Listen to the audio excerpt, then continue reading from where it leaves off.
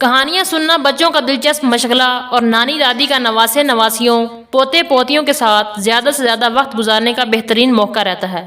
اس سننے سنانے کے عمل سے ہم بچوں میں اچھے اوصاف بھی پیدا کر سکتے ہیں۔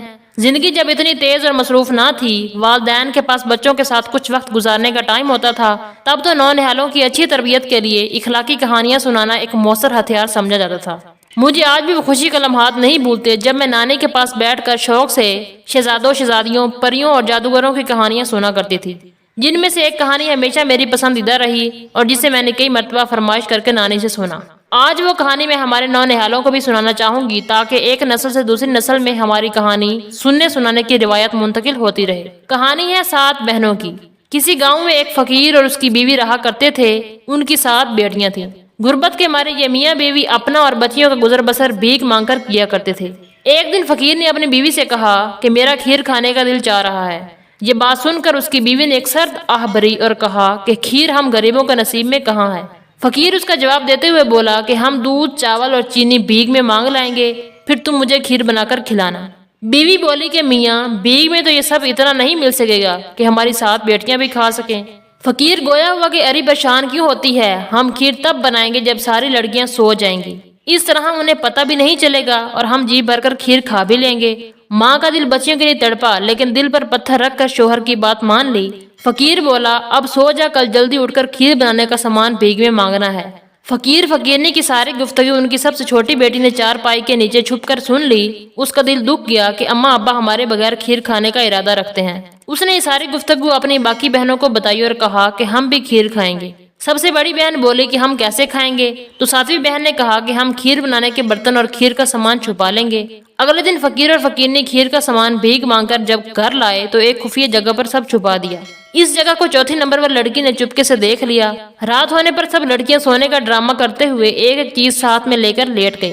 تھوڑی دیر بعد فقیر اٹھا اور اپنی بیوی کو جگایا کہ سب سو گئی ہیں، اب تم اٹھو اور میرے لیے کھیر بناؤ۔ فقیرنی دبی پاؤں آہستہ آہستہ کچن میں گئی، دیا اور چولہا جلانے کے لیے ماچس ڈھونڈنے لگی۔ بہت تلاش کرنے کے بعد سب سے بڑی بیٹی جاگی اور کچن میں آ کر کہا کہ کیا ڈھونڈ رہی ہیں اماں؟ فقیر اور فقیرنی بڑی بیٹی کو دیکھ کر گھبرا گئے، کہنے لگے کہ آہستہ بولو، ہم کھیر بنا رہے ہیں، تم بھی کھا لینا، مگر ماچس نہیں مل رہی۔ بڑی بیٹی بولی کہ وہ تو میں نے سنبھال کر رکھ دی تھی، ابھی لا کر دیتی ہوں۔ چولہا جلانے کے بعد اب دیچکی نہیں مل رہی تھی۔ اسی اثنا میں دوسرے نمبر پر لڑکی کچن میں وارد ہوئی اور گویا ہوئی کہ امی دیچکی میں نے سنبھال کر رکھ دی تھی، آپ لوگ کیا بنا رہے ہیں؟ فقیر نے اس سے کہا کہ خاموشی سے بیٹھ جاؤ، ہم کھیر بنا رہے ہیں، تمہیں بھی چکھا دیں گے۔ اب ڈوئی تلاش کرنے کی باری آئی جسے تیسرے نمبر پر لڑکی لے کر وارد ہوئی۔ لڑکیوں کی بڑھتی تعداد دیکھ کر فقیر کے دل میں ناگواری پیدا ہونے لگی۔ ایسے کرتے کرتے دودھ چینی چاول پلیٹ لے کر سب لڑکیاں ہی کھیر کے گرد گھیرا بنا کر بیٹھ گئیں۔ یوں سب کے حصے میں تھوڑی تھوڑی کھیر آئی۔ کم مقدار میں کھیر ملنے پر بھی بچیاں خوش ہوئیں اور اپنے اپنے بستروں میں سونے کے لیے لیٹ گئیں۔ ادھر فقیر غصے میں بھنایا بیٹھا تھا۔ اس نے سوچ لیا کہ اب وہ اپنی بیٹیوں کو ہمیشہ ہمیشہ کے لیے جنگل میں چھوڑ آئے گا۔ بچیوں کی ماں بہت بلبلائی کہ وہ ایسا ظلم نہ کرے، مگر فقیر پر جنون سوار تھا۔ اگلے دن صبح ہوتے ہی اس نے بچیوں سے کہا کہ تیار ہو جائیں، آج ان کے ماموں کی شادی ہے، ہم نے وہاں جانا ہے۔ لڑکیاں خوشی خوشی تیار ہونے لگیں کہ وہ ماموں کی شادی پر جا رہی ہیں۔ بیل گاڑی پر سب سوار ہو گئے۔ اس زمانے میں لوگ دور دراز کے لیے بیل گاڑی پر سفر کرتے تھے۔ راستے میں ایک گھنا جنگل آیا۔ فقیر نے بچیوں سے کہا کہ ماموں کی شادی پر دینے والے تحائف تو ہم گھر میں بھول آئے ہیں، تم لوگ یہاں پر ٹھہرو، میں اور تمہاری ماں گھر سے تحائف لے کر آتے ہیں۔ سب سے چھوٹی بیٹی نے گھبرا کر کہا کہ ابا جلدی آنا، ہمیں ڈر لگے گا۔ فقیر بولا کہ میری بیٹی پریشان نہ ہو، ہم سورج ڈوبنے سے پہلے واپس آ جائیں گے۔ یہ کہہ کر دونوں میاں بیوی واپس ہو لیے۔ ادھر شام ڈھلنے لگی مگر اماں ابا کا دور دور تک کوئی پتہ نہ تھا۔ سورج ڈوبنے کو آیا، جنگل سے مختلف جانوروں کی آوازیں آ رہی تھیں۔ اندھیرا چھانے لگا تو چوتھی بہن نے کہا کہ مجھے لگتا ہے کہ ابا ہمیں یہاں چھوڑ گئے ہیں۔ سب سے چھوٹی بہن رونے لگی کہ اب ہمیں جنگلی جانور کھا جائیں گے۔ اچانک دور سے کوئی روشنی ٹمٹماتی ہوئی دکھائی دی۔ تیسرے نمبر والی بہن نے کہا کہ وہ دیکھو وہاں کیا ہے، لگتا ہے وہاں کسی کا گھر ہے، ہم ان کے پاس جاتے ہیں اور ان سے پناہ مانگتے ہیں، شاید وہ ہماری کوئی مدد کریں۔ وہ ایک گول جھونپڑی تھی مگر قد میں کافی بڑی تھی۔ دروازہ کھلا ہوا تھا مگر کھٹکھٹانے پر کوئی باہر نہ آیا۔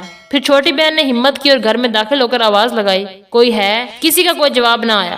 گھر میں کوئی نہ تھا۔ سب بہنیں گھر میں داخل ہو گئیں۔ یہ ایک شاندار جھونپڑی تھی جہاں بڑے بڑے مرتبان چینی چاول اور دودھ سے بھرے تھے۔ لڑکیاں اتنی وافر مقدار میں چاول چینی دودھ دے کر حیران رہ گئیں۔ صبح سے بھوکی تھی اور کھیر ان کی من پسندیدہ ڈش تھی۔ چنانچہ لڑکیوں نے کھیر بنانے کی تیاری پکڑی اور کھیر بنا کر چاٹ چاٹ کر کھائی اور آرام کرنے کے لیے کمرے میں نیم دراز ہو گئی۔ इतने में एक दराज कमर स्याह रीछ झोंपड़ी के गोल दरवाजे से दाखिल हुआ। ये झोंपड़ी उस रीछ की थी। रीछ को भूख लग रही थी, चुनाचे वो अपनी मन पसंदीदा खुराक खीर बनाने के लिए किचन की तरफ गया। वहाँ देचकी में पहले से ही बकिया खीर मौजूद थी, जिसे सूंघ कर रीछ को इंसान की खुशबू आने लगी। वो समझ गया कि उसके घर में कोई इंसान आया है। चुनाचे वो अपने घर की तलाशी लेने लगा। रीछ के घराने से लड़कियों की आंख खुल गई। साथ ही साथ उन पर यह राज भी आया हुआ कि वो जिसके घर में है वो एक रीछ का घर है। बस फिर क्या था, लड़कियों के हाथ पांव खौफ के मारे फूल गए। छोटी बहन चालाक थी, उसने एक तरकीब सोची और एक बड़ी कढ़ाई में ढेर सारा तेल डालकर तेज आंच में चूल्हा जला दिया। इतने में रीछ किचन में दाखिल हुआ और छोटी बहन की तरफ लपका। छोटी लड़की चालाकी से काम लेते हुए तेजी से कढ़ाई के सामने से हटी और रीछ सीधे उस खोलते हुए तेल में जा गिरा। मगर ये क्या, लड़की ये देखकर हैरान रह गई कि रीछ तेल में जलने से सोने का बन गया। असल में वो कोई मामूली रीछ ना था, बल्कि एक जादूगर था। अब क्या था, लड़कियों की खुशी का कोई ठिकाना न रहा। वो बैठे बिठाए अमीर हो गई और जंगल की शहजादियां बन गई। प्यारे बच्चों, इस कहानी से हमें ये सबक मिला कि हमेशा अल्लाह पर भरोसा रखना चाहिए। उन लड़कियों का अल्लाह पर भरोसा था, चुनाचे उन्हें फकीरी से निजात मिली, जबकि उनके बाप ने गुर्बत से तंग आकर अल्लाह से अच्छे की उम्मीद छोड़ दी और फकीरी उसका मुकद्दर रहा। इस कहानी से एक सबक ये भी मिलता है कि जरूरी नहीं कि हमें जो गलत नजर आए वो वैसा ही गलत हो, बल्कि बाज औकात पस पर्दा हमारे लिए कुछ बहुत ही अच्छा लिखा होता है, जिसका इल्म हमें आगे चलकर मालूम होता है। प्यारे दोस्तों, कहानी अच्छी लगी हो तो प्लीज लाइक कर दीजिएगा। आपके एक लाइक से हमें हौसला अफजाई मिलती है और मजीद वीडियो देखने के लिए हमारे चैनल को सब्सक्राइब कर लीजिए। मिलते हैं नेक्स्ट वीडियो में, तब तक के लिए अल्लाह हाफिज।